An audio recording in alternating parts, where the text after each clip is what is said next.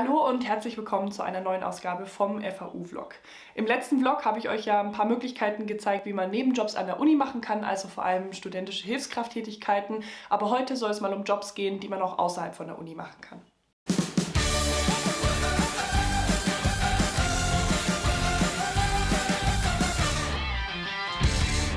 Möglichkeit Nummer 1, die mir direkt eingefallen ist und die sich wahrscheinlich auch jeder und jede von euch denken kann, ist natürlich die Gastro. Die Gastronomie ist wahrscheinlich der klassischste Studijob, den ich kenne, weil wenn ihr euch mal hier umschaut, wenn ihr hier in die Bars und die Restaurants geht, die Leute, die da arbeiten, sind zum großen Teil in unserem Alter und es bietet sich auch einfach an.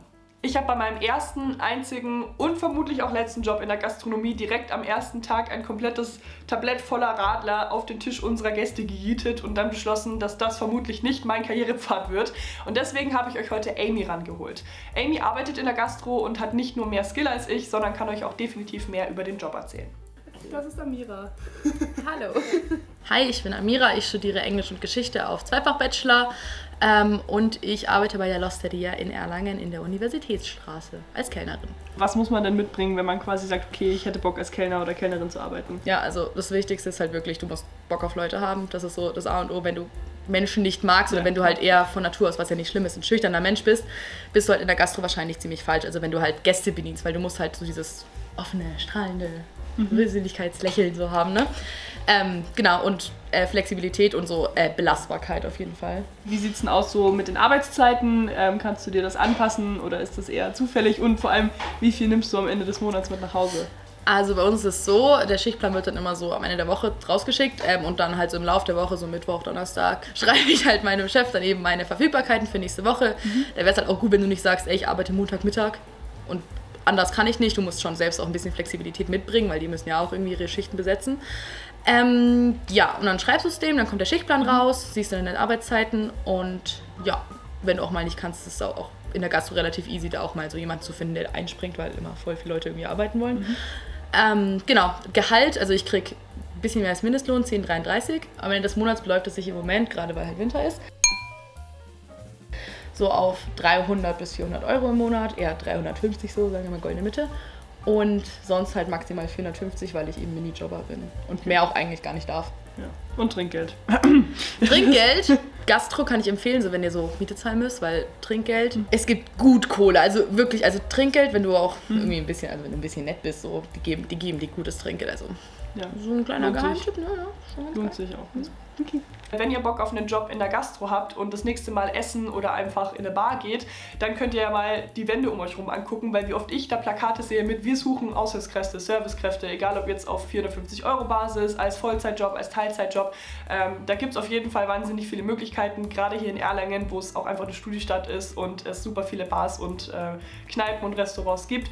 Also da werdet ihr, schätze ich mal, auf jeden Fall fündig. Neben der Gastro gibt es natürlich den Nummer 1 Arbeitsgeber in Erlangen und Umgebung und das ist Siemens. Siemens hat unterschiedliche Standorte und deswegen auch unterschiedliche Arbeitsbereiche und zumindest meinem Gefühl nach produzieren die am laufenden Band Werkstudiestellen. Das heißt, sie stellen Studierende ein, um bei bestimmten Kleinigkeiten oder auch größeren Tätigkeiten auszuhelfen. Ich sehe gefühlt schon einige von euch die Augenbrauen hochziehen und auch ich habe so ein bisschen meine Vorbehalte, weil auch mir natürlich die ganze Zeit das Klischee zu Ohren kommt, dass man bei Siemens vor allem reinkommt, wenn man Vitamin B hat. Das heißt über Bekanntschaften, über Beziehungen, über Freunde und über Familie. Trotzdem kenne ich auch einfach relativ viele Menschen, die da arbeiten und deswegen dachte ich mir, ich treffe mich mal mit einem Werkstudie von Siemens und Ben kann euch gleich mehr dazu erzählen. Ich bin der Ben und ich studiere Philosophie und Politikwissenschaft. Bin 20 Jahre alt und arbeite bei Siemens als Werkstudent. Ich bin ganz Siemens klassisch zu dem Job gekommen über meine Schwester. Ich arbeite sogar in derselben Abteilung wie meine Schwester und mein Chef ist der Vater von meinem Schwager. Okay, und ohne Vitamin B kommt man auch irgendwie zu Siemens rein oder eher nicht so? Also ich denke mal an sich schon. Also ich habe mich auch auf normalem Weg beworben. Dass es jetzt letztendlich darüber geklappt hat, war natürlich irgendwie naheliegender so. Aber ich habe mich trotzdem auch über offizielle Seiten und sowas beworben.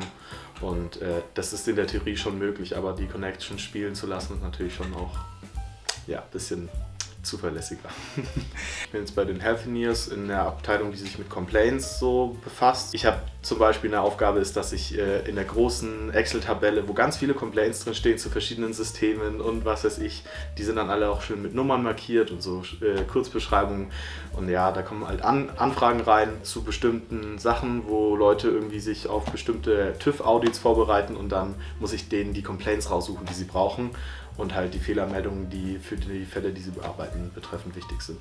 Ich arbeite 13 Stunden die Woche und ich glaube, ich kann maximal 15 Stunden die Woche arbeiten. Ich glaube, das Niedrigste, was man machen kann, sind 10 Stunden. Flexibel ist es halt komplett. Also ich meine, meine Abteilung arbeitet, ist eigentlich die ganze Zeit, außer Sonntag halt sind die am Start und ich kann eigentlich raussuchen, an welchem Tag ich arbeite. Also die haben mich gefragt, wann sind meine Wunschstunden und ich habe denen das gesagt und da wurde überhaupt nicht irgendwie andere Vorschläge gemacht, das wurde einfach so angenommen. Ich habe einen festen Lohn im Monat von, ich glaube, so um die 700 €, so in einem Dreh rum, bisschen mehr.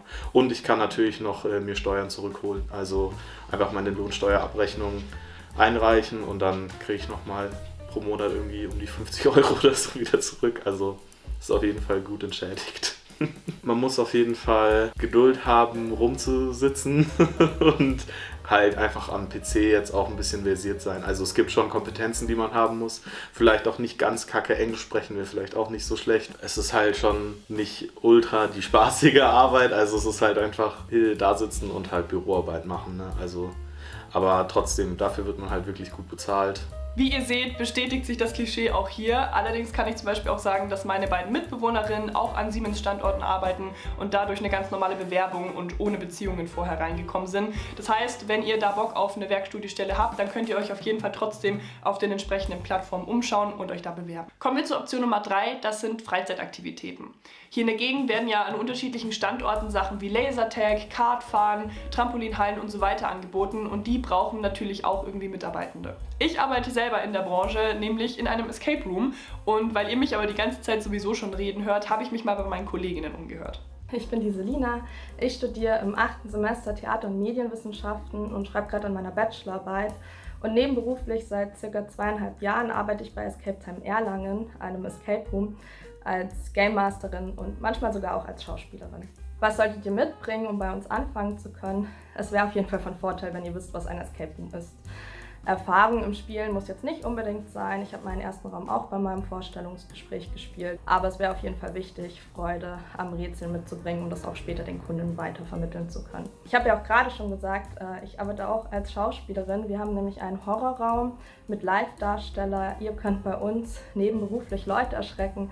Das heißt, wenn ihr da Interesse habt, ist das auch möglich, sich da einladen zu lassen und ein bisschen in den Schauspielbereich reinzuschnuppern. Englischkenntnisse wären von Vorteil, weil wir manchmal auch englische Gruppen haben. Schulenglisch reicht im Normalfall wirklich aus und wenn alle Stricke reißen, kann man sich auch sehr gut mit Händen und Füßen verständigen. Unsere Stellen sind auf 450 € Basis ausgeschrieben. In den meisten Monaten kommt man da auf jeden Fall drauf, aber da meistens in den Wintermonaten mehr los ist als in den Sommermonaten, kann es sein, dass ich im Winter vielleicht ein bisschen mehr verdiene und im Sommer ein bisschen weniger und am Ende des Jahres gleicht sich das dann auch wieder aus.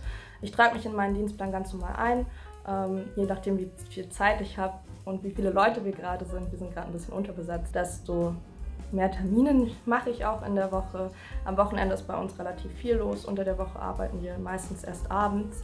Es ist aber auf jeden Fall von Vorteil bei uns, eine Flexibilität mitzubringen, weil auch öfters mal Termine spontan reinkommen. Der Job ist auf jeden Fall nichts für jemanden, der jedes Wochenende frei haben möchte und es nicht einsieht, abends oder morgens in den Laden zu kommen. Wenn man ein bisschen mehr Geld am Ende des Monats mit nach Hause nehmen möchte, dann bietet es sich auf jeden Fall an, auch mal auf Abruf arbeiten zu können und vielleicht flexibel mal reinzukommen. Aus eigener Erfahrung kann ich sagen, dass sich zumindest für mich persönlich solche Jobs vor allem lohnen, wenn man sie quasi als zusätzlichen Nebenjob macht oder wenn man einfach gerade viel Zeit hat und sehr flexibel ist. Dafür machen sie aber auch definitiv krass viel mehr Spaß als jede Bürotätigkeit, die ich je gemacht habe.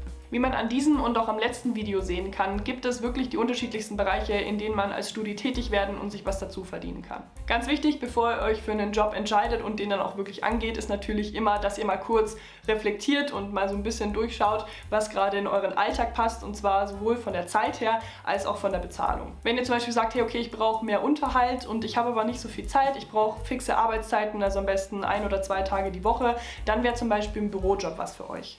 Auf der anderen Seite, wenn ihr sagt, hey, okay, es geht mir jetzt nicht darum, viel Geld zu verdienen, sondern ich möchte einfach nur so ein bisschen das kleine Plus haben und möchte dafür aber auch was machen, was mich wirklich anspricht, worauf ich richtig Bock habe, wo ich vielleicht mit Menschen zu tun habe und wirklich mit Freude bei der Sache bin, dann wäre zum Beispiel was in der Freizeitbranche gut für euch. Wenn man so diese Parameter absteckt und ein bisschen kalkuliert, bin ich mir eigentlich sicher, dass für jeden und jede da draußen irgendwie ein geeigneter Studijob lauert. Bitte passt aber auf jeden Fall auch darauf auf, dass ihr fair behandelt werdet und fair bezahlt werdet. Ich hoffe, dass ich euch ein paar gute Ideen mit auf den Weg geben konnte. Falls da jetzt noch nichts dabei war und ihr sagt, ich möchte mich irgendwie lieber anders umschauen, dann guckt mal auf diesen Websites. Da gibt es auch immer super viele Studijobs in Erlangen, Fürth, Umgebung und der ganzen Metropolregion oder auch einfach in größeren Städten, zum Beispiel aus dem Homeoffice, wo sich eigentlich für jeden und jede irgendwas findet. Wir sehen uns beim nächsten Mal wieder und bis dahin wünsche ich frohes Schaffen und macht's gut.